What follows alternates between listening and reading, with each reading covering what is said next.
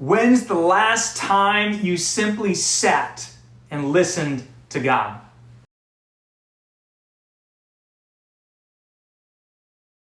My name is Jason Phelps, Discipling Director at Gloria Day in Houston, with your Missionary Pathway Mission Insight. So often our prayers are talk, and we ask for things, and that marks our prayer life. I call this practical prayer. When's the last time you started your prayer with just listening? And have you ever asked Jesus how you can join him in the work he's already doing in you and around you, where you live, work, learn, and play? Let me introduce you to a new way to pray, perhaps, for everyday missionaries and disciples found from the Kansas City Underground.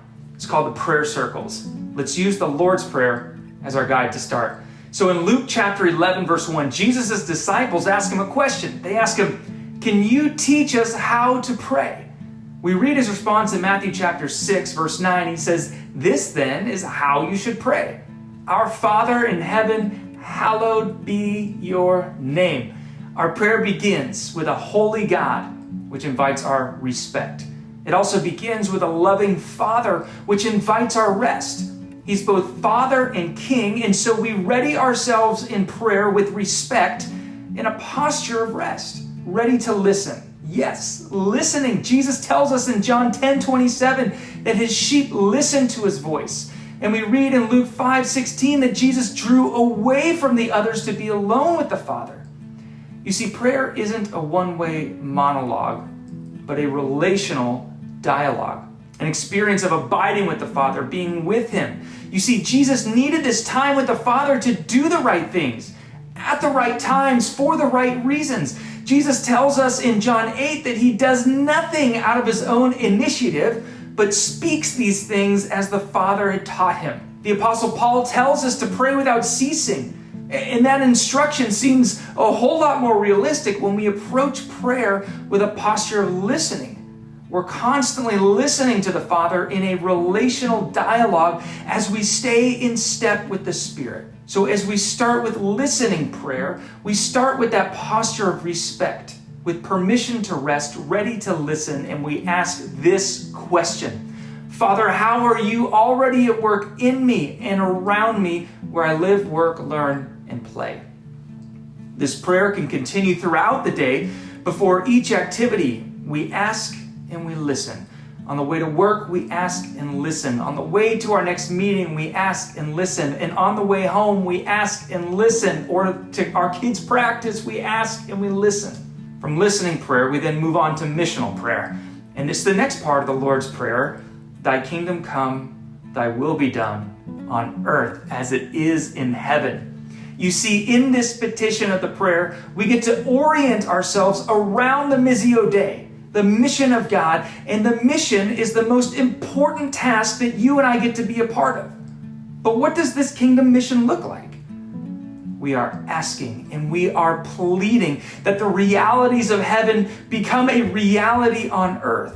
In Matthew 19:28, Jesus tells us that this mission is the renewal of all things. All wrong things made right, everything dead alive, broken made whole. Jesus said the kingdom of God is the place where heaven is breaking through, which begins in our own hearts and first extends to others in our spheres of influence where we live, work, learn, and play.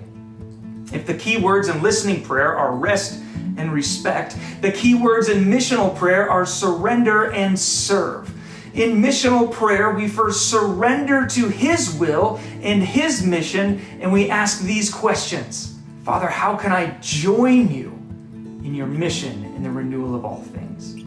So continue with this prayer throughout your day in all your comings and goings. And then we move to practical prayer. Jesus tells us to pray for our daily bread. This is where we submit our practical and petitional prayers, the tangible needs that we have and the tangible needs of others in our community. You see, Jesus uses this we, us language. And in James 5:17, we read that the earnest prayer of a righteous person has great power and produces wonderful results. Here are the two questions that we can ask as we approach this practical prayer. Here are the two questions that we can ask as we approach this practical prayer. Father, here are my needs. How can I trust you with this? Neighbor, how can I pray for you? So pray early, pray often, without ceasing. We ask and listen, respect and rest, surrender and serve as everyday missionaries. And I hope this missional insight was helpful for you. Visit me at jasonphelps.com, and I would love to be able to connect with you there. Mission is best done in teams. To learn more about disciple making, check out missionarypathway.org. God bless you guys.